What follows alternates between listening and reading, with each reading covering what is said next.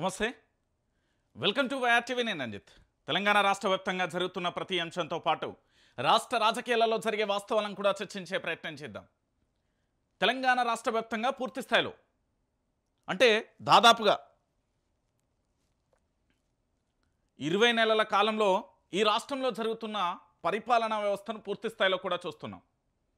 నిజానికి తెలంగాణ రాష్ట్ర వ్యాప్తంగా జరుగుతున్న పరిపాలనలో మొట్టమొదటిసారిగా ప్రభుత్వం అధికారంలోకి వచ్చిన తొలినాళ్లలో కాంగ్రెస్ పార్టీ ఏదైతే మార్పు అనే పేరు చెప్పిందో ఆ మార్పుతో అధికారంలోకి వచ్చిన తొలి నాళ్లలో జరిగిన ఒక ప్రధానమైన అంశాన్ని మీకు గుర్తు చేసే ప్రయత్నం అయితే చేస్తా. ఎందుకంటే ఒకసారి మీరందరూ కూడా ఆలోచించండి, తెలంగాణ ప్రాంత ప్రజలందరూ కూడా ఆలోచించండి దయచేసి. ఎందుకంటే ఈ రాష్ట్ర ప్రభుత్వం 2022కు ముందు కాంగ్రెస్ పార్టీ అధికారంలోకి రాకముందు, కాంగ్రెస్ పార్టీ అధికారంలో లేకముందు, కాంగ్రెస్ పార్టీ విపక్షంలో ఉన్నప్పుడు చాలా అంశాలు కూడా మాట్లాడిల్లు. అది యావత్తు తెలంగాణ ప్రజానీకానికి అందరికీ కూడా తెలుసు. రాష్ట్రంలో చాలా శాఖలలో పూర్తి స్థాయిలో అవినీతి జరుగుతుంది, అధికారులు మొత్తం అక్రమార్జనకు తెగబడ్డారు, పూర్తి స్థాయిలో తెలంగాణ సంపదంతా కూడా లూటీ చేస్తున్నారు, ఓ పక్కన రాష్ట్రానికి సంబంధించిన ముఖ్యమంత్రి దాంతోపాటు మంత్రులు ఎమ్మెల్యేలు అంతా దోచుకుని తింటున్నారు అనేది ప్రధానంగా కూడా మీ అందరికీ వినబడ్డ అంశం. సో ప్రచారం ఎంత తారాస్థాయికి పోయిందంటే ఏదైనా ఒక అంశాన్ని పదే అబద్ధాన్ని నిజం అని చెప్పినా కూడా చివరికి నిజమేమో లేదా నిప్పులేంది పొగరాదు కదా అనే ఒక ప్రధానమైన నానుడి కూడా ఉంటుంది. అయితే దాంట్లో భాగంగా జరిగిన చర్చలో ఒక అంశం తెర మీదకి వచ్చింది. మార్పు పేరుతో అధికారంలోకి వచ్చింది కాంగ్రెస్ పార్టీ. దాంట్లో ఇంకో డౌట్ లేదు. ఎందుకంటే ఇది తెలంగాణ ప్రాంత ప్రజానీకానికి మొత్తం కూడా తెలుసు. మార్పు అనే స్లోగన్, మార్పు అనే ట్యాగ్ లైన్, మార్పు అంటూ పూర్తి స్థాయిలో కూడా 2022లో జరిగిన ఒక ప్రధానమైన ఉప్పెన లాంటి ఉద్యమం అనే చెప్పాలి. ఆ ఉద్యమంలో భాగంగా 3 ప్రధానమైన అంశాలు తెర మీదకి వచ్చాయి. ఒకటి, కుటుంబ పాలన అని కేసీఆర్ ప్రభుత్వాన్ని విమర్శించడం, కాళేశ్వరంలో అవినీతి జరిగిందంటూ ఎమ్మెల్యేలు అధికారులు కుమ్మక్కయ్యారంటూ ప్రధానమైన ఎపిసోడు తెలంగాణ సమాజానికి వినబడింది. సో ఈరోజు నేనేమంటున్నానంటే మరి దీనికి ఎవరు సమాధానం చెప్తారు అనేది ఒక్కసారి రాష్ట్రానికి సంబంధించిన ప్రభుత్వమే చెప్పాలి. ఎందుకంటే ఈ రాష్ట్రంలో చాలా శాఖలు ఉంటాయండి, 1 కాదు 2 కాదు. మీరు ఏ మూల నుంచి ఏ మూలకు దోడినా కూడా, ఎక్కడ చూసినా కూడా చాలా రకాల అంశాలు తెర మీదకి వస్తాయి. సో దాంట్లో ప్రధానంగా కూడా మీరందరూ కూడా ఆలోచించాల్సిన విషయం ఏంటంటే అధికారుల అవినీతిని గుట్టురట్టు చేయాల్సిన నిఘా వ్యవస్థలు, అధికారులు దోచుకుంటున్న తీరును ప్రభుత్వానికి నివేదించడంలో విఫలమైన అధికార వ్యవస్థను చూసి కాస్త సిగ్గుపడాల్సిన అంశం ఇది. ఈ తెలంగాణలో ఏదైనా ఒక అంశానికి సంబంధించి అక్కడ జర్నలిజం ఉన్నా, లేదా డిజిటల్ మీడియా ప్లాట్ఫామ్ ఉన్నా, లేదా ప్రశ్నించే గొంతుకలున్నా, లేదా సామాన్యులున్నా కూడా వాళ్ళని అరెస్టు చేసే తరుణం మనం చాలా సందర్భాలలో కూడా చూసాం. సో ఈరోజు ఇక్కడ జరుగుతున్న ఎపిసోడ్లలో కూడా చాలా బాధాకరమైన విషయం ఏంటంటే అధికారులు ఇంత అవినీతికి, అంటే ఒక అనంకొండ అంటాం కదా, కొండ చిలువ కంటే దారుణమైన స్థితిలో కూడా మింగుతున్న పరిస్థితి కనబడుతుంది. ఈ సొమ్ము అంతా ఎవరిది అనుకుంటున్నారు? ప్రజల సొమ్ము. ప్రజల యొక్క రక్తాన్ని పిండి తాగుతున్న ఈ దుర్మార్గులను ఏం చేయాలి? అయ్యో మనది భారతదేశమాయ, ఇక్కడ ప్రజాస్వామ్యం ఎక్కడ ఎక్కువగా ఉంటుంది, ప్రజాస్వామ్యం ఎక్కువ ఉంటుంది, స్వేచ్ఛ ఎక్కువ ఉంటుంది. భారత రాజ్యాంగంలోని కొన్ని అంశాలు కానీ, కొన్ని క్లాజులు కానీ, కొన్ని ఆర్టికల్స్ కానీ డిఫరెంట్గా చూపెడతాయి, అందరికీ తెలిసిన విషయం. మరి ఇలాంటి వాళ్ళని ఎన్కౌంటర్ చేస్తే తప్పు లేదనేది సామాన్యమైన ప్రజల నుంచి వస్తున్న డిమాండ్. మరి దీని గురించి ఏమన్నా చెప్తారా? ఒకప్పుడు ప్రభుత్వ కొలువు అంటే ప్రజలకు ప్రభుత్వానికి మధ్య వారధిగా పనిచేస్తుంది. ఇప్పుడు ప్రభుత్వ కొలువు అంటే జీతాల కోసం, అవినీతి తిమింగలాల కోసం పనిచేసే వ్యవస్థగా మారిపోతుందేమో అన్న ఒక అనుమానాలు కూడా ఉత్పన్నమవుతున్న తీరు కనబడుతుంది. 1 రూపాయి కాదు, లేదా వేల రూపాయలు కాదు, లేదా లక్షల రూపాయలు కాదు, ఏకంగా కోట్ల రూపాయలు సంపాదిస్తున్నారు. అంటే ఇంతకు మించి ఇంకేం కావాలి ఒక్కసారి ఆలోచించండి. మన సారు ఎంత శుద్ధపూస లెక్క ఊకున్నాడు చూడు ఈ దుర్మార్గుడే అనాలే, ఇంకా దారుణంగా తిట్టాలే. జర్నలిజం అనేది కాకపోతే ఇంకా దారుణంగా తిడుదును. విద్యుత్ ఏడీఈ అక్రమార్జన 200 కోట్లు. అసిస్టెంట్ డివిజన్ ఇంజనీర్ నివాసాలలో ఏసీబీ సోదాలు. రాష్ట్ర వ్యాప్తంగా హైదరాబాద్ సహా 11 చోట్ల తనిఖీలు. బినామీకి చెందిన ఇంట్లో 2.18 కోట్ల నగదు లభ్యం. భారీగా ఆభరణాలు స్వాధీనం, అక్రమాస్తుల గుర్తింపు అంటూ కూడా చూడొచ్చు. ఇక అవినీతి నిరోధక శాఖ మరోసారి అవినీతి అధికారిని పట్టుకుంది. విద్యుత్ శాఖలో విధులు నిర్వహిస్తూ అక్రమ సంపాదనలో 100 కోట్లకు పడగలెత్తిన ఇబ్రహీం బాగ్ అసిస్టెంట్ డివిజన్ ఇంజనీర్ ఏడీఈ ఇరుగు అంబేద్కర్ను అరెస్టు చేసింది. మంగళవారం ఉదయం అతని ఇండ్లు, కుటుంబ సభ్యులు, స్నేహితులు, బినామీలకు చెందిన 11 ప్రాంతాలలో ఏకకాలంలో సోదాలు చేపట్టి భారీగా నగలు, స్థిర చర ఆస్తు పత్రాలను ఏసీబీ అధికారులు స్వాధీనం చేసుకున్నారు. ఏసీబీ చరిత్రలో మునుపెన్నడూ లేని విధంగా 2.18 కోట్ల లిక్విడ్ క్యాష్ పట్టుకోవడం గమనార్హం అంటూ కూడా చూస్తున్న పరిస్థితి కనబడుతుంది. ఇదే అంశానికి సంబంధించి సిబిఐ మాజీ జేడీ లక్ష్మీనారాయణకు సంబంధించిన టీం ఒక అంశాన్ని చెప్పింది. ఈ తెలంగాణలో కాంగ్రెస్ ప్రభుత్వం అధికారంలోకి వచ్చిన తర్వాత ఏదైనా ఫైల్ అంటే ప్రభుత్వ శాఖలకు సంబంధించిన ఈ ఫైల్ కదలాలంటే దీని కింద చేయి చాపాల్సి ఉంటుంది, ఖచ్చితంగా కూడా ఆ చేయిని తడపాల్సి ఉంటుంది అని చెప్పడానికి ఒక నిదర్శనమైన అంశం ఇది. కాంగ్రెస్ ప్రభుత్వం వస్తే దాచుకోవడం, దోసుకోవడం తప్ప మరొకటి ఏది కూడా కనబడదు. మీరు ఎక్కడైనా చూడండి, ఎటువైపు నుండి అయినా చూడండి, పర్టిక్యులర్గా దాదాపుగా 21 నెలల కాలంలో రాష్ట్ర వ్యాప్తంగా ఏసీబీ అధికారులు నిర్వహిస్తున్న సోదాలో లక్షలకు లక్షలు, వేలకు వేలు, కోట్ల రూపాయల సంపద బయటపడుతున్నది. ఇదంతా కూడా ఏదైనా వీళ్ళకి సంబంధించి అంటే ఈ అధికారులకు సంబంధించి ఏదో ఒక ఫైల్ తడిపితే ఇగో ఇన్ని కోట్ల రూపాయలు బయటకు వెళ్ళింది అంటే ఈ ఒక్క అధికారే ఉన్నాడంటే ఇంకా బయటపడని దొంగలు ఎంతమంది ఉన్నారు? ఈ బయటపడని శుద్ధపూసలు ఎంతమంది ఉన్నారు అనేది కూడా ఒక అంచనాకు రావాలి.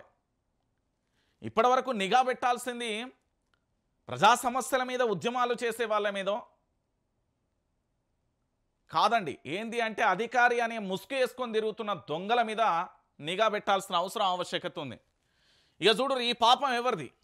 అవినీతి ఏడీఈ వెనుక ఒక గట్టి మంత్రి, బదిలీవేటు పడిన కాపాడిన అమాత్యుడు. గతంలో బిగ్ బ్రదర్స్కు షాక్ ఇచ్చిన ఏది ఫ్లాట్ కరెంట్ కన్వెన్షన్కు లంచం, దీంతో బదిలీ వేటు వేయించిన బిగ్ బ్రదర్స్ మంత్రి సిఫారసుతో మళ్ళీ రంగంలోకి. మొత్తం వ్యవహారంపై చిర్రెత్తిన ముఖ్య నేత. ఆ నేపథ్యంలోనే ఏసీపీ దాడి అంచు కూడా చెప్తున్న పరిస్థితి కనబడుతుంది. అంటే ఈయన వెనుక ఒక పెద్ద మంత్రి ఉన్నాడట. ఆయన ఏం చేసిండంటే ఈయన యొక్క బదిలీ బడ్డ కూడా ఈయన కాపాడినట ఈ శుద్ధపూసను. గతంలో బిగ్ బ్రదర్స్కు షాక్ ఇచ్చిన ఏడీ అంటే ఫ్లాట్ కరెంట్ కనెక్షన్కు కూడా లంచం అడిగిందంట. ఇక దీంతోనే ఏం చేసిందంటే బదిలీ వేటు వేయిస్తే మంత్రి సిఫారసుతోనే మళ్ళీ రంగంలోకి వచ్చిండట సారు. ఇక మొత్తం మీద చిర్రెత్తిన ఆ నేత ఏం చేసిందంటే ఏసీబీ అధికారులకు సమాచారం ఇచ్చి ఏసీబీ అధికారులను దోలిండు అనేది ప్రధానమైన ఎపిసోడ్గా ఇక్కడ కనబడుతుంది. ఒకసారి ఈ పెద్ద మనిషి గురించి చరిత్ర అందరికీ తెలవాలి. ఎందుకంటే తెలంగాణ రాష్ట్ర వ్యాప్తంగా జరుగుతున్న ఈ అధికారుల రంగు కూడా బయటపడాలి కదా. అడిపోయి sir good morning sir, good afternoon sir, good evening sir, చాయలు తాగుతారా సార్, ఇంకేమన్నా తాగుతారా సార్ అన్నట్టుగా తయారైన ఈ శుద్ధపూసలను నిజంగా కూడా ఇసొంటోళ్ళను మొత్తం పక్కన పెట్టాలి. చాలామంది ఉన్నారు అధికారులు, ప్రతి శాఖలో కూడా అవినీతిమయంగా మారిపోయింది. విద్యుత్ శాఖలో విధులు నిర్వహిస్తూ అక్రమ సంపాదనలో 100 కోట్లకు పడగలెత్తిన ఇబ్రహీం బాగ్ అసిస్టెంట్ డివిజన్ ఇంజనీర్ ఇరుగు అంబేద్కర్ను ఏసీపీ అధికారులు అరెస్టు చేయించింది. అతని ఇండ్లు, కుటుంబ సభ్యులు, స్నేహితులు, బినామీలకు చెందిన 11 ప్రాంతాలలో ఏకకాలంలో మంగళవారం ఉదయం సోదాలు చేపట్టి భారీగా కూడా నగలు, స్థిర చర ఆస్తు పత్రాలను కూడా ఏసీబీ అధికారులను స్వాధీనం చేసుకున్నారు. ఈ సోదాలలో షేర్లింగంపల్లిలో ఒక ఫ్లాట్, గచ్చిబౌలిలోని G+5 బిల్డింగ్, ఇక సూర్యాపేట జిల్లాలో పూర్తి స్థాయిలో కూడా అమర్త్ కెమికల్కు చెందిన 10 ఎకరాల భూమి, హైదరాబాద్లోని 6 రెసిడెన్షియల్ ప్రైమ్ ఓపెన్ ఫ్లాట్లు, వ్యవసాయ భూమి, 2 కార్లు, భారీగా బంగారు, వెండి ఆభరణాలు, బ్యాంకు డిపాజిట్లను కూడా అధికారులు స్వాధీనం చేసుకున్నారు. అంబేద్కర్కు చెందిన ఓ బినామీ ఇంట్లో ఏసీబీ చరిత్రలో మునుపెన్నడూ లేని విధంగా 2.18 కోట్ల లిక్విడ్ క్యాష్ను కూడా స్వాధీనం చేసుకున్నారు. మళ్ళీ పేరేమో అంబేద్కర్ పేరు పెట్టుకున్నాడు ఈ మూర్ఖుడు. ఇక 200 కోట్ల పైమాటే. మెదక్, నల్గొండ జిల్లా, రంగారెడ్డి, నిజామాబాద్ సహా హైదరాబాద్ నగరంలోని గచ్చిబౌలి, షేర్లింగంపల్లిలో స్వాధీనం చేసుకున్న మొత్తం ఆస్తుల విలువ బహిరంగంగా మార్కెట్లో దాదాపు 200 కోట్లకు పైన ఉంటుందట. ఏసీబీ అధికారులు అంచనా వేసింది. దీంతో పాటు బ్యాంకు బ్యాలెన్స్ 78 లక్షలు, షేర్లలో మరో 36 లక్షలు కూడా పెట్టుబడులు పెట్టినట్టుగా కూడా తెలుస్తున్న పరిస్థితి కనబడుతుంది. అయితే దీంతో పాటు 5.5 లక్షల నగదు కూడా దొరికిందని ఏసీపీ డీఎస్పీ ఆనంద్ తెలిపారు. ఇక సోదాలు చేపట్టిన చోట్ల భారీగా అక్రమాస్తులు ఆస్తుల పత్రాలను సైతం స్వాధీనం చేసుకున్నట్లుగా తెలుస్తుంది. ఈ కేసులో విద్యుత్ శాఖ ఏడీఈ అంబేద్కర్ను ఏసీబీ అధికారులు అరెస్టు చేశారు. వైద్య పరీక్షల అనంతరం కోర్టులో హాజరుపరిచినట్లుగా తెలుస్తుంది. ఇక కాంగ్రెస్ నేత పైరవితో మళ్ళీ పోస్టింగ్. విద్యుత్ సంబంధిత సమస్యలతో వచ్చే ఎంతో మందిని ఈ ఏఈడీ అధికారులు లంచం కోసం తీవ్రంగా వేధిస్తున్నట్లుగా చాలామంది బాధితులు కూడా ఏసీబీకి ఫిర్యాదు చేశారు. అయితే దీంట్లో రంగంలోకి దిగిన ఏసీబీ రహస్య విచారణలో ఇప్పటికే వందల కోట్ల ఆస్తులు కూడబెట్టినట్లుగా తెలుసుకుని మంగళవారం అన్ని ప్రాంతాలలో ఏకకాలంలో సోదాలు చేపట్టారు. గతం నుంచి అంబేద్కర్ పైన పెద్ద ఎత్తున కూడా ఫిర్యాదులు రాగా విద్యుత్ శాఖ గత సంవత్సరం సస్పెండ్ చేసింది. దీంతో ఆయన కాంగ్రెస్ ప్రభుత్వంలోని ఓ కీలక నేతను అప్రోచ్ అయ్యాడు. ఆయన సహకారంతో సస్పెన్స్ను ఎత్తివేయించుకొని తనకు బాగా కలిసొచ్చిన ఇబ్రహీం బాగ్లో మళ్ళీ అదే చోట పోస్టింగ్ కొనసాగారు. అయితే అతని అక్రమాలకు ఆ కాంగ్రెస్ నేత అండదండలు దండిగా ఉండడంతో తన దగ్గరకు వచ్చే వారనే డబ్బుల కోసం జలగల పట్టి పీడించేవాడని తెలుస్తున్న పరిస్థితి కనబడుతుంది. ఈ పెద్ద మనిషి ఒకసారి ఈయన ముఖం చూడరు. మహోన్నతమైన వ్యక్తి పేరు పెట్టుకొని ఈడు చేసే దుర్మార్గమైన పనులు, లుచ్చా పనులు చూడరు. నేను ఎందుకు ఈ మాటలు మాట్లాడుతున్నా అంటే, సామాన్యులు ఎవరైతే వస్తే వాళ్ళను ఒక జలగలెక్క రక్తం పీల్చుకున్నట్టు పైసలు పీల్చుకుంటాడట ఈ దుర్మార్గుడు. అయితే మన కాంగ్రెస్ ప్రభుత్వం మార్పు తీసుకొచ్చిన తర్వాత జరిగిన ఒక అద్భుతం ఇది. ఎందుకు చెప్తున్నా అంటే, గిన్ని పైసలు ఇదంతా కూడా పేద మధ్యతరగతి కుటుంబాలకు సంబంధించి కదా. మళ్ళీ శుద్ధ పూస లెక్క కూస్తున్నాడు చూడు. ఈ విషయాన్ని ముందే గుర్తించింది ఏది, ఒక సర్వే సంస్థకు సంబంధించి తెలంగాణలో అధికారులు ఏదైనా ఫైల్ మూవ్ చేయాలంటే ఖచ్చితంగా కూడా లంచాలు అడుగుతున్నారని చెప్పిర్రు. ఆల్రెడీ చెప్పిర్రు. ప్రభుత్వం వచ్చిన తొలినాళ్లలో జరిగిన అంశానికి సంబంధించి చాలా క్లారిటీగా చెప్పిర్రు. అయినప్పటికీ కూడా పూర్తి స్థాయిలో కూడా ఇక మన రాష్ట్ర వ్యాప్తంగా కూడా నిఘా వ్యవస్థలకు సంబంధించి ఇతరత్ర ఇంకొకటి కూడా ఒక వాస్తవమైన విషయం కూడా ఆలోచించాలి. ఏంది అంటే, అధికారులు అవినీతికి ఎంత తారాస్థాయిలో మరిగిల్రు అని చెప్పడానికి కూడా ఇది ఒక ఉదాహరణ.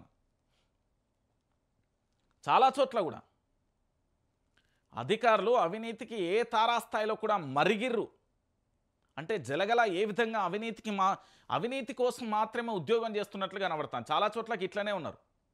ఇక నిజాయితీ పరులు నిజంగా పనిచేసే వాళ్ళని పక్కన పెడదాం. వాళ్ళు ఈ కోటరీకి రారు, ఈ సరౌండ్లో ఈ బౌండరీలో కూడా ఉండరు.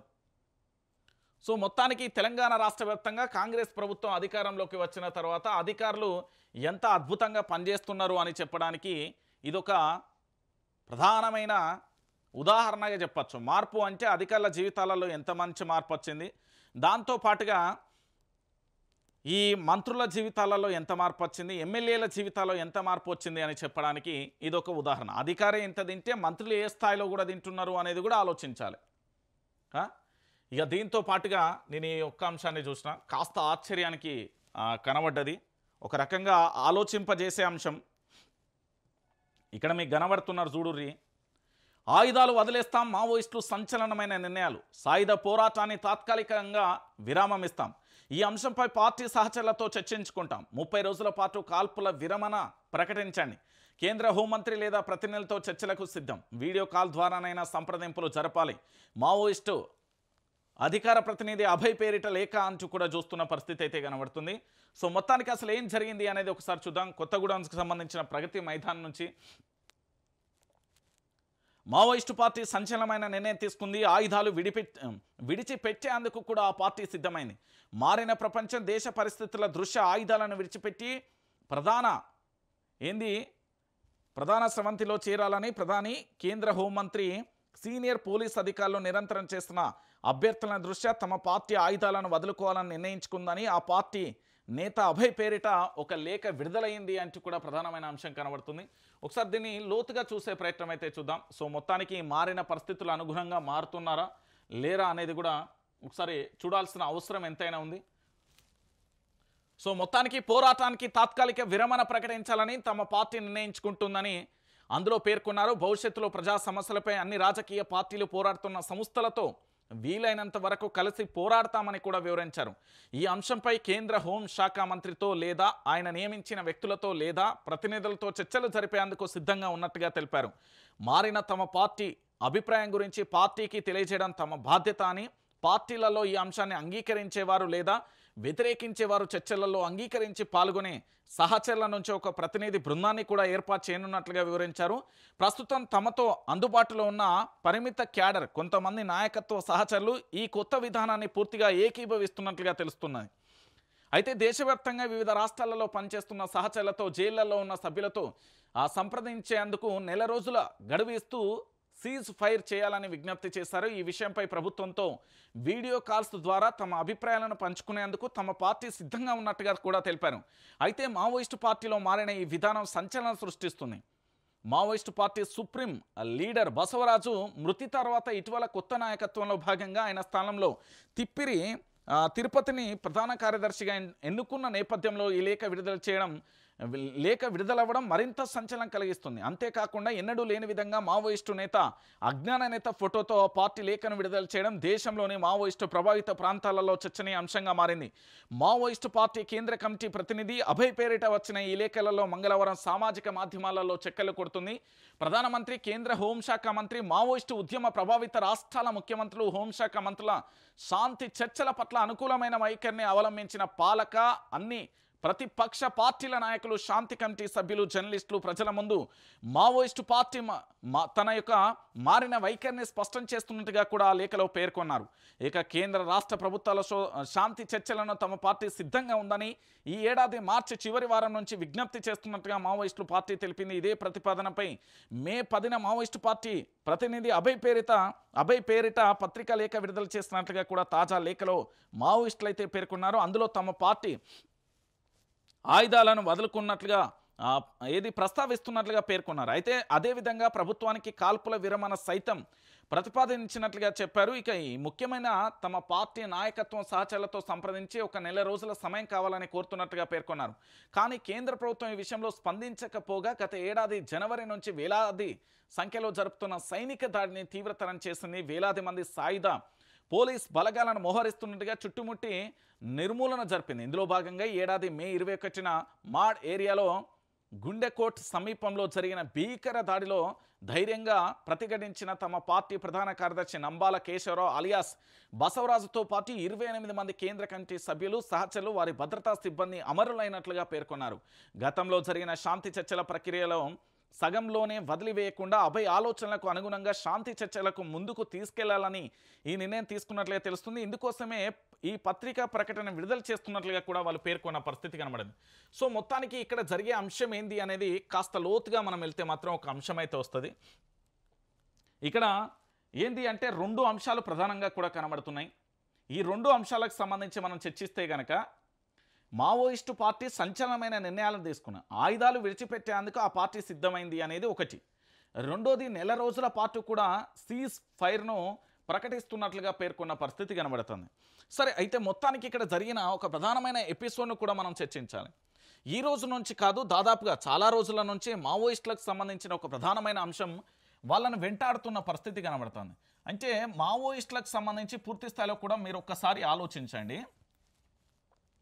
మావోయిస్టులు గతంలో రాజరికపు వ్యవస్థను, ముఖ్యంగా దొరల పరిపాలన, ఈ రాజరికం కానీ దాంతోపాటు ఈ దొరల పోకడలకు సంబంధించి ఇంకొక విషయం ఏంటంటే ప్రభుత్వాలకు సంబంధించి ప్రజల పట్ల ఇబ్బందుల విషయంలో ఇది అసలు ఏం జరిగింది అనేది డెప్త్గా కనుక మనం చర్చిస్తే గతంలో అంటే 1982, 83 ముందుకు, అంటే 1982, 1976 నుంచి కావచ్చు, 1988 వరకు కావచ్చు, ఏం జరిగింది అంటే అప్పుడు పూర్తి స్థాయిలో గ్రామీణ ప్రాంతాలలో ప్రభుత్వానికి సంబంధించిన అధికార వ్యవస్థ ఆగడాలు కానీ లేదా గ్రామానికి సంబంధించిన పెత్తందారి వ్యవస్థ ఆర్థికంగా బలంగా ఉండి పలుకుబడిలు ఉన్న చేసే దొరల పోకడలకు పూర్తి స్థాయిలో అక్కడ సామాన్యమైన మధ్యతరగతి ప్రజలు ఎదుర్కొంటున్న ఇబ్బందులు కావచ్చు, ఇతరత్ర ఒక ఉద్యమానికి తారాస్థాయికి తీసుకెళ్లిన తర్వాత పూర్తిగా కూడా వీళ్ళు పోరాటం చేస్తూ ప్రజల పక్షాన నిలుస్తూ అనేక రకాలుగా మావోయిస్టు పార్టీకి సంబంధించి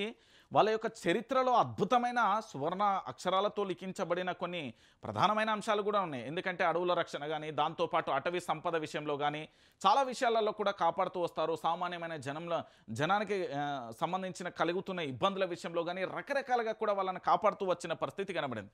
సో ఇప్పుడు 1982 లేకపోతే 1976, 1988లో విషయంలో ముందు ఒక రకంగా ఉండే మావోయిస్ట్ పార్టీ అస్తిత్వం కానీ, మావోయిస్ట్ పార్టీ సిద్ధాంతం కానీ, మావోయిస్ట్ పార్టీ వ్యూహరచన కానీ, మావోయిస్ట్ పార్టీకి సంబంధించి ఆలోచింపజేసే విధంగా ఇక్కడి యొక్క నియంతృత్వ పాలన, అప్రజాస్వామిక, అప్రకటిత ఎమర్జెన్సీని తలపించే అధికారుల తీరు కానీ లేదా ప్రభుత్వ తీరు కానీ వాళ్ళు యుద్ధం ప్రకటించిలు. అప్పుడు పరిస్థితులకు అనుగుణంగా యువత నుంచి కూడా సపోర్ట్ వచ్చింది. అయితే 2001 నుంచి జరిగిన ఉద్యమం వీళ్ళకు ఎక్కడి నుండి అంటే పూర్తి స్థాయిలో 2001 నుండి కూడా బాగానే ఉంది. 2005 నుంచి అసలు కష్టాలు మొదలైనవి. ఓ పక్కన తెలంగాణలో తెలంగాణ ఉద్యమం కావచ్చు, ఇతర రాష్ట్రాలలో మావోయిస్టులకు సంబంధించి పూర్తి స్థాయిలో కూడా క్రమేపీ కూడా తగ్గుతూ వస్తున్న పరిస్థితి కనబడింది. ఇక ఇది కాస్త 2015 నుండి వీళ్ళకు ఇంకా భారీగా కూడా రిక్రూట్మెంట్ లేకపోవడం, ఇక అది 2022 కచ్చటాలకు భారీగా కూడా ఇప్పుడున్న జనరేషన్ ఎక్కువగా కూడా చదువుల విషయంలో కానీ ఇతర దేశాలకు వెళ్ళి పూర్తి స్థాయిలో ఉద్యోగానికి సంబంధించో లేదా నివాసించే విషయంలో చాలామంది కూడా యువత ఎక్కువగా కూడా మావోయిస్టుకు సంబంధించిన సిద్ధాంతాలు అద్భుతంగా ఉండొచ్చు గాక, వారి యొక్క ఆలోచనలు బ్రహ్మాండంగా ఉండొచ్చు, కానీ అటువైపు తొంగి చూడడానికి మాత్రం ఎవరు ఇష్టపడతలేరు.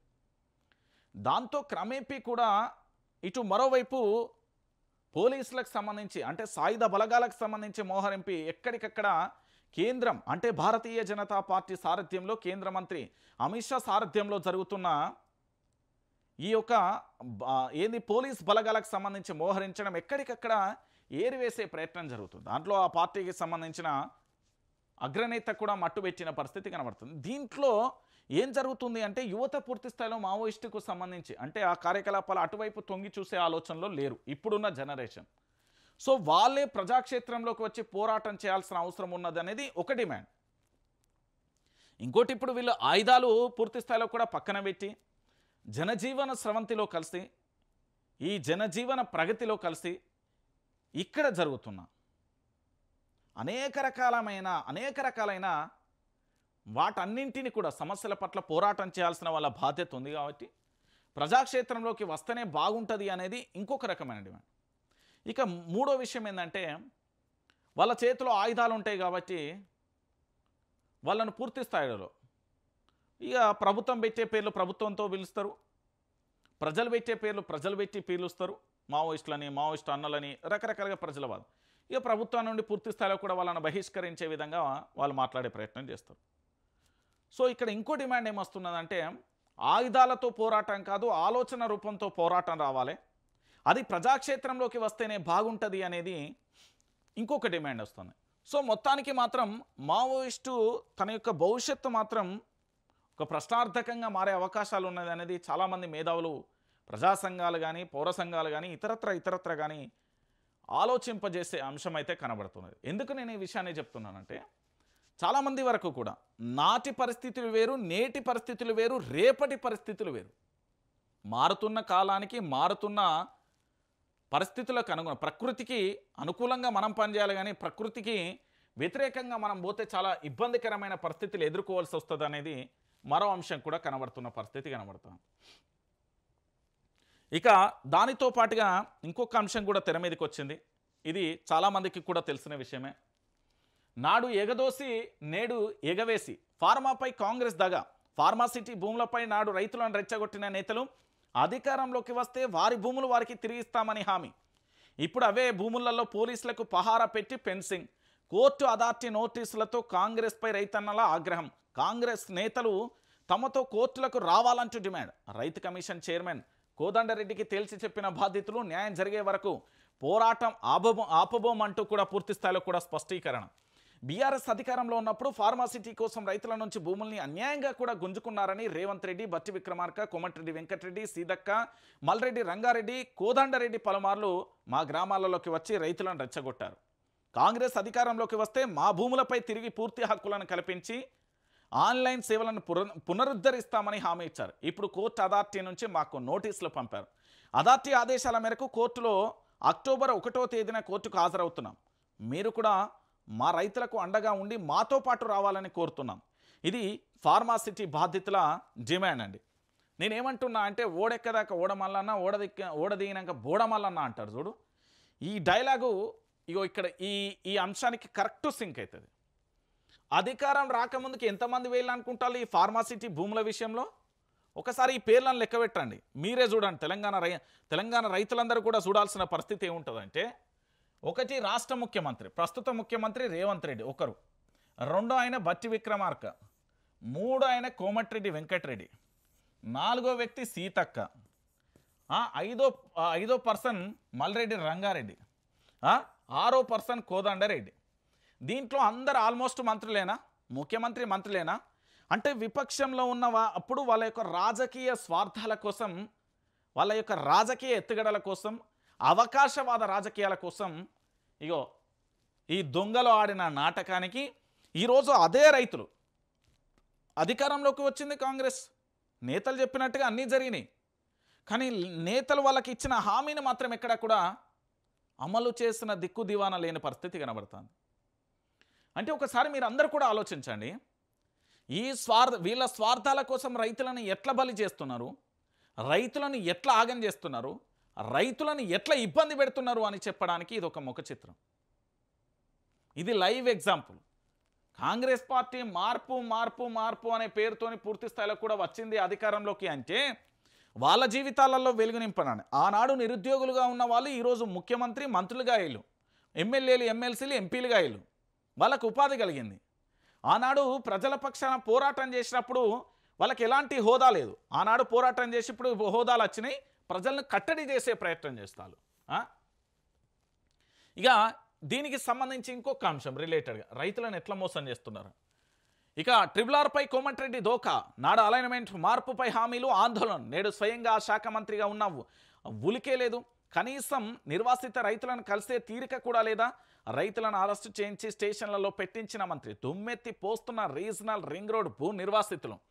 సో రీజనల్ రింగ్ రోడ్ పేరిట పంట భూములను ఎట్లా తీసుకుంటారు, మేము అధికారంలోకి రాగానే RRRను ఆపుతామంటున్నాడు రైతులను రెచ్చగొట్టిన కోమటిరెడ్డి వెంకటరెడ్డి. ఇప్పుడు అదే RRRకు కొత్త గీతలు గీస్తున్నారు, అడిగే రైతులపై పోలీసులను ప్రయోగిస్తున్నారు. ఏంది పోలీసులను? ఓహో, రైతులు మళ్ళీ అడిగితే వాళ్ళ మీద పోలీసులు. ఫార్మాసిటీని రద్దు చేస్తామని నాడు చెప్పిన కాంగ్రెస్ అధికారంలోకి రాగానే ఏంది పూర్తి స్థాయిలో తగిలేస్తుంది. ఇక రైతుల భూములను గుంజుకుంటూ ఉల్టా కేసులు పెట్టేస్తుంది. ఇది కాంగ్రెస్ యొక్క ద్వంద్వనీతి, దగా వైఖరి అని కూడా చూస్తున్నాం. సో దుమ్మెత్తి పోస్తున్న రీజనల్ రింగ్ రోడ్ భూ నిర్వాసితులు. RRR అయ్యేదా పోయేదా? అప్పటి వరకు నువ్వు ఉంటావో నేనుంటానో తెలియదు. ఎన్ని తరాలు ఎన్ని ప్రభుత్వాలు మారాలో. నల్గొండలో నేను బైపాస్ రోడ్డు వేయిస్తున్నా, అక్కడి రైతులకు 1.5 ఇస్తా, అప్పటిదాకా నేను ఉంటే మీకు అట్లనే వస్తాయి పోండ్రి. పుట్టపాక భూ బాధితులతో కోమటిరెడ్డి వ్యాఖ్యలు, మంత్రి మాటలపై ఆగ్రహం వ్యక్తం చేస్తున్న రైతులు. ఇక నేను ఏమంటున్నా అంటే మీరు ఒక్కటి ఆలోచించండి, దొంగలు దొంగలే. వీళ్ళు ఎన్ని రకాలుగా అదేదో మిరపకాయ సినిమాలు ఉంటుంది కదా, ఆ సినిమాలు కాక ఆ మార్కెట్ యార్డ్లో బయటకు వచ్చినప్పుడు అక్కడ ఉండే మార్కెట్ యార్డ్ కానీ రైతులను కానీ లేకపోతే అక్కడ కమిటీ సభ్యులను ఎంత అద్భుతంగా మన ప్రకాష్ రాడు జీవిస్తాడు కదా, అది సినిమా కాదండి, రియల్గా తెలంగాణలో రాజకీయ నాయకుల పరిస్థితి కూడా గదే. వాళ్ళు కూడా చాలా చోట్ల నేను చూస్తా, కొన్ని చోట్ల ప్రజలతో మాట్లాడినట్టుగా నటించడం, కార్యక్రమంగానే పూర్తి స్థాయిలో కూడా శానిటైజర్తో చేతులు కడుక్కోవడం, ఆడేదో తిన్నట్టు యాక్ట్ చేయడం, ఆ బువ్వ ఇంకో కాడ నుండి రావడం, ఇవన్నీ కూడా మీరు గ్రహించాలి. ఇంకొకటి ఏంటంటే వీళ్ళ దగ్గర మైకులు ఉంటే ఊపదంపుడు ఉపన్యాసాలు వస్తాయి, విపక్షంలో ఉంటే ఇంకా అద్భుతంగా వస్తాయి. విపక్షంలో లేదనుకో, అధికారంలో ఉన్నారనుకో మౌనం ఉంటుంది. ఎందుకంటే మౌనమే అంగీకార సూచిక. ఎందుకంటే ఇక మౌనంగా ఉంటారు, ఇక ఏం మాట్లాడినా మళ్ళీ తప్పులో పడతామని. మీరందరూ ఆలోచించాల్సిన విషయం ఏంటంటే వీళ్ళు అధికారంలో లేనప్పుడు ప్రజల పక్షాన పోరాటం చేస్తున్నాం, ప్రజల కోసమే పనిచేస్తున్నాం, ప్రజలే మా యొక్క దైవం అన్నట్టుగా భావించను. మరి ఈరోజు ఆ రైతులు అక్కడి ప్రజల లెక్క కనబడతలేరా? ఆనాడు నీ చేతిలో మంత్రి పదవి లేదు, ఎమ్మెల్యేగా ఉన్నావు కాబట్టి ఆ రోజు నీకు రైతులు మంత్రి పదవి కోసమో కాంగ్రెస్ పార్టీ అధికారంలోకి రావడం కోసమో పనిచేసినావు. ఈరోజు అదే రైతుల విషయంలో నువ్వు ఎందుకు మాట్లాడట్లేదు? మంత్రి పదవి నీ దగ్గరే ఉంటుంది, ఫైలు నీ దగ్గరే ఉంటుంది, అయినప్పటికీ ఎందుకు మాట్లాడవు అంటే ఒకసారి తెలంగాణ ప్రాంత రైతాంగం మొత్తం ఆలోచించాలి. కాంగ్రెస్ పార్టీ అధికారంలోకి వచ్చిన తర్వాత ఈ పెద్ద మనిషి అయితేనేం, అగో ఇక్కడ చెప్పిన ఈ పెద్ద మనుషులు అయితేనేం, ఎవరైతేనేం ప్రజల పక్షాన లేకపోవడం ఇది బాధాకరమైన విషయం అండి. అంటే వీళ్ళకి అధికారం లేకపోతే ప్రజల పక్షాన పోరాటం చేస్తారు. మరి ఇప్పుడు మనం ఏం చేయాలి? రానున్న స్థానిక సంస్థల ఎన్నికలు, సర్పంచ్ ఎన్నికలైన ఎంపీటీసీ జెడ్పీటీసీ ఎన్నికలల్లా మనం బ్యాలెట్ మీద ఓటు మీద గుద్దుతా అంటే వీళ్ళ గువ్వలు గుయ్యి మనాలే. మీ దగ్గర ఉన్న ఒకటే ఒక అస్త్రం ఓటు అనే ఆయుధంతో కాంగ్రెస్ పార్టీని గనక మట్టి గరిపియకపోతే ఇక్కడ కనబడుతున్న బతుకు చిత్రాలు ఎన్నో కూడా నేను తెలంగాణలో ఉన్న 4 కోట్ల మందికి చెప్తున్నా, ఇక్కడ ఉన్న ప్రతి ఓటర్కి చెప్తున్నా, 14 సంవత్సరాలు నిరంతరాయంగా పోరాటం చేసి తాము పూర్తి స్థాయిలో కూడా ఒక జనరేషన్ తన జీవితాలను అంటే తన యొక్క జీవితాన్ని త్యాగం చేసి ఈరోజు తెలంగాణ రాష్ట్రం వచ్చింది. వచ్చిన తెలంగాణ రాష్ట్రంలో మార్పు పేరుతో అధికారంలోకి వచ్చిన ఈ కాంగ్రెస్ పార్టీ రైతులను నయవంచనకు గురి చేస్తున్నది. ఇది చాలా పెద్ద పదం. ఈరోజు వాళ్ళ అధికారంలో లేకపోతే చాలా డైలాగులు వచ్చిళ్ళు, ఇప్పుడు అధికారంలోకి వచ్చినాక శుద్ధ పూస లెక్క మాట్లాడతలేదు, కనీసం ఒక మాట కూడా లేదు. రైతులు చాలా ఇబ్బందులు పడుతున్నారండి. కానీ దీని గురించి మేము మాట్లాడము. ఎందుకు మాట్లాడతాం? మాట్లాడితే మళ్ళీ గిదే కదా, ఇంతకు మించి ఇంకేమవుతుంది? ఒకసారి తెలంగాణ ప్రాంత ప్రజలందరూ కూడా ఆలోచించాలి. ఘోరం అంటే ఘోరం, ఇంతకు మించి ఇంకా మీకు కనబడేది కూడా ఏముండదండి. ఎందుకంటే తెలంగాణ ప్రాంత ప్రజలందరూ కూడా ఆలోచించాల్సిన విషయం కాబట్టి నేను చెప్తున్నా. ఈరోజు పూర్తి స్థాయిలో కూడా జరుగుతున్న అంశం. అయితే మీకు జూబ్లీ హిల్స్ ఉప ఎన్నిక, జూబ్లీ హిల్స్లో మాగంటి గోపీనాథ్ మరణం అనంతరం పూర్తి స్థాయిలో కూడా అక్కడ ఒక సర్వే జరిగింది. జూబ్లీ హిల్స్ ఉప ఎన్నికలలో విజయం గులాబీదే, ఇది జనం మాట. 42.8% మద్దతుతో ముందంజలో బీఆర్ఎస్. కాంగ్రెస్ కంటే బీఆర్ఎస్కు 10.1% ఎక్కువ ఓట్లు. మళ్ళీ కేసీఆర్ఏ సీఎం కావాలన్న 46% మంది ఓటర్లు. కోడ్మో కనెక్టింగ్ డెమోక్రసీ నిర్వహించిన సర్వేలో వెల్లడి అంటూ కూడా చూస్తున్న పరిస్థితి అయితే కనబడుతుంది. ఒక్కసారి ఏది చూద్దాం. జూబ్లీ హిల్స్ ఉప ఎన్నిక. Jubilee hills ఎవరడ్డా? ఎవ్వనడ్డ కాదు, అది ప్రజలడ్డ. ఇంకా జూబ్లీ హిల్స్లో ఇంకా మనం లోతుగా పోతే సెటిలర్లు ఎక్కువగా ఉండే ప్రదేశం ఇది.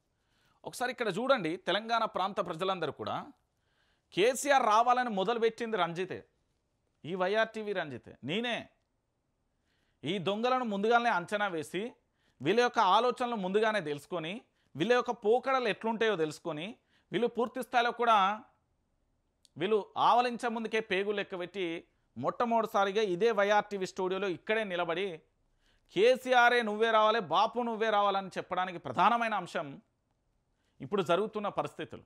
ఫస్ట్ వీళ్ళకి అడ్మినిస్ట్రేషన్ రాదు, ఇంకోటి మంత్రిగా బాధ్యతలు స్వీకరించిల్లో లేదో, ఎమ్మెల్యేలుగా ప్రభుత్వం వీళ్ళు అధికారంలోకి వచ్చిల్లో లేదో, వీళ్ళ ముఖ చిత్రం మారిపోయింది, అహంకారం అనే రూపం దర్శనమిచ్చింది. ఇంకోటి leader to cadre, cadre to leader అనే కనెక్టివిటీ ఎప్పుడో కొట్టుకపోయింది. ఒకసారి చూడుర్రి, నేనేమంటున్నా అంటే ఇది జూబ్లీ హిల్స్ ఉప ఎన్నికలలో మీ ఓటు ఎవరికి అంటే బీఆర్ఎస్ పార్టీకి ఎత్తామని 42.8%, 42.80% మంది తమ యొక్క అభిప్రాయాన్ని వెల్లడించారు. దీంట్లో 10% ఎక్కువగా ఉన్నది బీఆర్ఎస్. ఇక కాంగ్రెస్ ఎంత? 32.70%. నేను నిజంగా చెప్తున్నా, కాంగ్రెస్ పార్టీకి ఓటేసిర్రనుకో మీ ఇంట్లో, నేను కాంగ్రెస్ పార్టీకి ఓటేసే ప్రతి ఒక్కరికి చెప్తున్నా, తెలంగాణలో ఫార్మాసిటీ రైతులను గుర్తు తెచ్చుకోండి, లగచర్ల ఘటనను గుర్తు తెచ్చుకోరి, మీకు కొడుకో బిడ్డ ఉంటే నిరుద్యోగులు పడుతున్న ఆవేదనను అర్థం చేసుకోరి, మీ ఇంట్లో గనక మీ నాయన లేదా మీ వారసత్వం నుండి ప్రశ్నించే గొంతుకగా ఉంటే తెలంగాణలో డిజిటల్ మీడియాలో జర్నలిస్టులుగా పనిచేస్తున్న మాలాంటి వాళ్ళ మీద అక్రమ కేసుల గురించి ఆలోచించుకోండి, నీ ఇంటి బిడ్డగా ఆలోచించుకోండి. నీ తలరాత నువ్వు మారాలంటే ఈడ ఈ 32% కూడా కాదు, ఈడ గుండు 0 రావాలి, 0% రావాలి. నేను చెప్తున్నా కదా. దాంతోపాటు బీజేపీ 19.50%, ఇతరులు 5% అంటూ కూడా చూస్తున్నాం. ఇప్పుడు తెలంగాణ అసెంబ్లీ ఎన్నికలు జరిగితే సీఎంగా ఎవరికి ఓటేస్తారు? కేసీఆర్ 46% పర్ఫెక్ట్గా నేను చెప్తున్నా. ఈ నినాదం కోసం కేసీఆర్ మళ్ళీ ముఖ్యమంత్రి అవ్వడం కోసం రణం కాదు, ఉద్యమే చేస్తాం. ఎందుకంటే నేను మళ్ళీ చెప్తున్నానండి, 1956 నుంచి మొదలుకొని 2014 వరకు తెలంగాణలో ఒక గజానికి ఒక గుంటకు నీళ్లు వారాలంటే కలగా మారిపోయేది. కరీంనగర్, నిజామాబాద్, దాంతోపాటుగా మహబూబ్ నగర్, ఆదిలాబాద్, నల్గొండ కొన్ని జిల్లాలలో బీడు భూములుగా మారిపోయిన పరిస్థితి కనబడుతుంది. కేసీఆర్ వచ్చిన తర్వాత ఫ్లోరైడ్ రహిత జిల్లాగా నల్గొండ మారిపోయింది. అన్ని జిల్లాలలో నీళ్లు బారుతూ పచ్చని మాగానిలా నా బీడు భూములన్నీ కూడా పచ్చని మాగానిలా మారిపోయిన పరిస్థితి కనబడింది. అందుకు కేసీఆర్ రావాలి. కేసీఆర్ ఎందుకు రావాలి? నిరుద్యోగులకు ఉద్యోగ అవకాశాలు కల్పించింది కాబట్టి. కేసీఆర్ ఎందుకు రావాలి? ప్రజలకు ప్రభుత్వానికి వారధిగా పనిచేసే అనేక వ్యవస్థలను మొత్తం కూడా సెటరైట్ చేసేసిండు. ఈరోజు అలాంటి లేదు, అవినీతి తిమ్మంగళాలు అయిపోయినాయి. కేసీఆర్ రావాలని తెలంగాణలో 46% ఓకే చెప్పారు. మళ్ళీ కాంగ్రెస్ ప్రభుత్వం రావాలన్నా అంటే వద్దు వద్దు వీళ్ళు ఇక సరిపోయింది 28.4%. ఇక బీజేపీ అంటే 1.1. దీనికి నాయకత్వం ఏమితో కొట్లాడుతుంది, అది వాస్తవం. ఇక ఇతరులను 24.5%. ఇక చూడుర్రి, పార్టీల కంటే ఇతరులు రావాలనే 24.5% ఉన్న పరిస్థితి కనబడుతుంది. ఒకసారి ఇక్కడ చూద్దాం జూబ్లీహిల్స్లో ఏం జరుగుతుంది. ఇక గులాబీ పార్టీకి కంచుకోట జూబ్లీహిల్స్ అసెంబ్లీ నియోజకవర్గ ఉప ఎన్నికలలో బీఆర్ఎస్ విజయ దూదుంబి మోగించనుందా? 10 ఏళ్ల కేసీఆర్ ప్రభుత్వంలోని అభివృద్ధి పదంతో 2 ఏళ్ల కాంగ్రెస్ పాలన వైఫల్యాలకు అద్దం పట్టే రీతిలో జూబ్లీహిల్స్ ఓటర్ల తీర్పు ఇవ్వనున్నారా? అవును, అక్షరాల నిజమంటుంది కోడ్మో కనెక్టింగ్ డెమోక్రసీ అనే సంస్థ నిర్వహించిన సర్వేలో అధికార కాంగ్రెస్ ఏకంగా 10.1% ఎక్కువ ఓట్లతో బీఆర్ఎస్ విజయకేతనం వేయనుంది.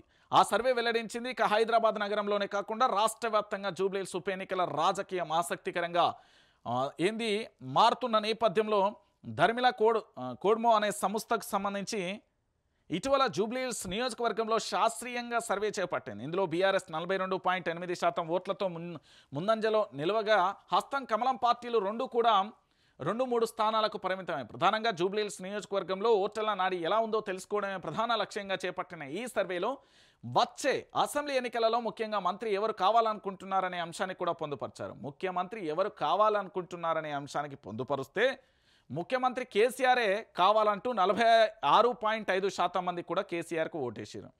ఇక తెలంగాణ రాష్ట్ర ఏర్పాటు మొదలు గులాబీ పార్టీ కంచుకోటలా నిలుస్తున్న జూబ్లీహిల్స్ నియోజకవర్గంలో దివంగత ఎమ్మెల్యే మాగంటి గోపీనాథ్ హైట్రిక్ విజయాలు సాధించారు. దురదృష్టవశాత్తు ఆయన నివాసంలో ఆయన ఆరోగ్యంతో మరణించడం, ఇక్కడ ఉప ఎన్నికలు రావడం కాస్త ఆందోళనకరమైన విషయమే అనేది ఎలాంటి డౌటు లేదు అనే విషయాన్ని కూడా గుర్తుపెట్టుకోవాలి. కాంగ్రెస్ పార్టీకి ఓటు వేయదలుచుకున్న వాళ్ళందరూ కూడా నేను చెప్పే అంశాలను ఒకసారి ఆలోచించండి.